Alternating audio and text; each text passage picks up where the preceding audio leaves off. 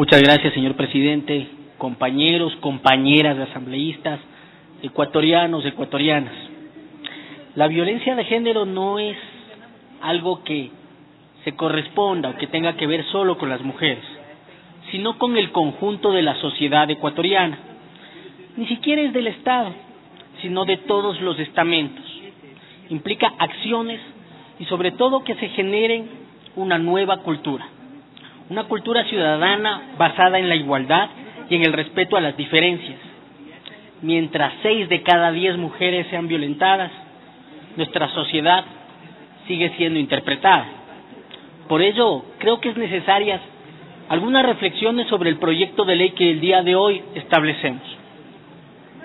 En el artículo 1, por ejemplo, ¿por qué se habla de nuevas masculinidades y no de violencia contra las mujeres, niños, niñas, adolescentes, cuerpos femeninos o feminizados?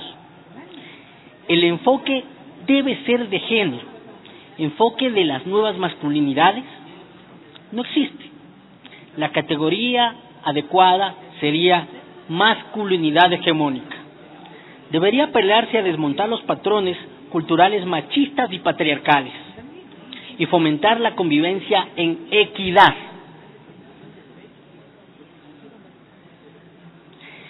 Desmontar dichos patrones podría llevar adelante que se requiera que las parejas heterosexuales y homosexuales sean trasladadas a esta ley. La realidad es que existe violencia contra cuerpos femeninos y contra cuerpos feminizados, no exclusivamente contra la mujer. En el artículo 5 se debería de incorporar el enfoque de diversidad sexo-genérica. En el artículo 7, numeral 18, debería de explicarse también la comunicación y publicidad sin sexismo, violencia y discriminación. En el artículo 11, la definición del sistema deberíamos de ser mucho más específicos. Se dice, en la rehabilitación y tratamiento del agresor. Esto da pie a que la política pública y los recursos del Estado sean destinados a fomentar patrones culturales no machistas y no violentos.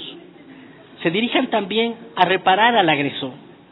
Y por persona agresora nos estamos refiriendo a las personas privadas de libertad, pues se debería indicar que en todo el sistema penitenciario se debería insertar el componente de género que tanto para las personas privadas de libertad como para los operadores de justicia, para que se sensibilicen en la erradicación de la violencia de género.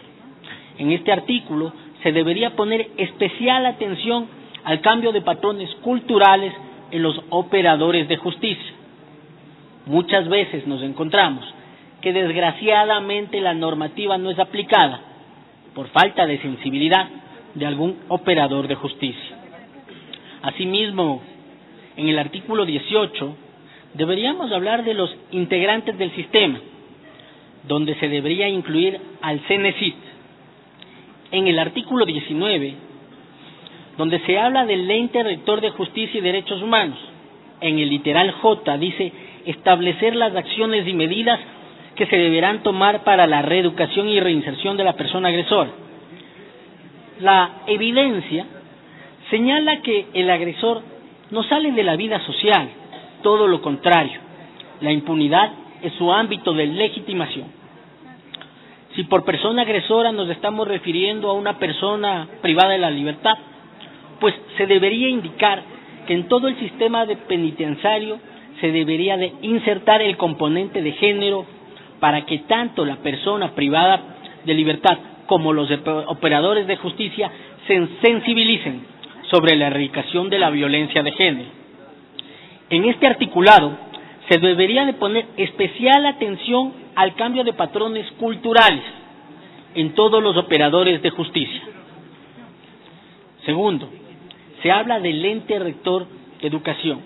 En el literal F dice promover y fortalecer los programas de las escuelas para madres y padres de familia, con el fin de fortalecer sus capacidades para orientar el desarrollo integral de sus hijas e hijos con enfoque de género. Este articulado puede ser interpretado como una expresión de disputa histórica entre el sistema educativo religioso privado y el público. En nuestro país, esta disputa ha sido para preservar la educación sexual, para que sea exclusiva competencia de la familia y de las instituciones religiosas. Por lo tanto, este articulado puede llevar a la privatización de la gestión de la violencia de género. El Estado deja de tener potestad para implementar las políticas públicas sobre el tema de centros privados. En el numeral 2, literal I, en lugar de las nuevas masculinidades, la categoría a emplearse debería ser masculinidades no hegemónicas. El artículo 21, en el eje de prevención, en el tercer párrafo dice: en cumplimiento del principio de corresponsabilidad, la sociedad civil y la familia en todos sus tipos podrían proponer, promover y desarrollar actividades para intervenir y erradicar la violencia contra las mujeres en todo su ciclo de vida y su diversidad, así como también ser parte activa de los planes y programas generados desde el Estado para el mismo fin. En esta redacción se abre la posibilidad para que los fundamentalismos que dominan en la posibilidad de las organizaciones pro familia intervengan como autoridad colocando argumentos no laicos, míticos y religiosos para enfrentar el problema de la violencia de género. Debe precisarse mejor la redacción. En el artículo 22, las políticas públicas para la prevención. En el numeral 9, se debería añadir que en lo que respecta a los patrones culturales, se debe poner énfasis en el imaginario del agresor desde un enfoque del desmontaje de la masculinidad hegemónica. En el artículo 23, las obligaciones generales de los medios de comunicación. Se debería añadir un párrafo a través del cual se hace referencia a la obligación por parte de los medios de generar contenidos, códigos deontológicos, protocolos para frenar y denunciar y desmontar en los imaginarios en los que se sostiene la violencia de género, como por ejemplo, no difundir contenidos sexistas, discriminatorios y violentos contra las mujeres, difundir alertas ante las situaciones de violencia de género y derivación de los casos hacia los canales pertinentes para su tratamiento. El compromiso de los medios con las campañas y contenidos laicos que contribuyen a la erradicación de la violencia de género bajo ningún concepto privilegiar una interpretación subjetiva, mítico-religiosa, privada sobre la violencia de género. En el artículo 40 de las definiciones, en el numeral 10, se define la revictimización. Se debería contemplar como revictimización también a la sobreexposición mediática de la víctima y a la especulación de la violencia de género. La sobreexposición mediática y el tratamiento de la violencia como espectáculo traen consigo la fijación en el imaginario social de que un cierto tipo de violencia es aceptado y de cierto tipo de destino, la fatalidad de las relaciones de género y un componente privado emocional de la violencia de género. Además, la revictimización simbólica atrae y apareja la relación pasiva y cómplice de una audiencia mediática. En el mismo artículo 40, en el numeral 13, relacionado con las masculinidades, teóricamente la masculinidad involucra en la violencia de género es la masculinidad hegemónica. Por tanto, debería consignarse masculinidad hegemónica, aquel ejercicio de la masculinidad que configura y controla las relaciones asimétricas de poder entre hombres y mujeres, favoreciendo la superioridad de lo masculino y la subordinación de lo femenino. Cuando hablamos de masculinidades, nos referimos precisamente al efecto que produce la masculinidad hegemónica desde la intersección de las variedades de la opresión, como la étnico-radical, racial, la de clase o la clasista. Desde estas variedades se configuran otras masculinidades, pero no necesariamente se encuentran desprovistas del principio regulador del control y la subordinación de lo femenino a favor del control y la supremacía de lo masculino.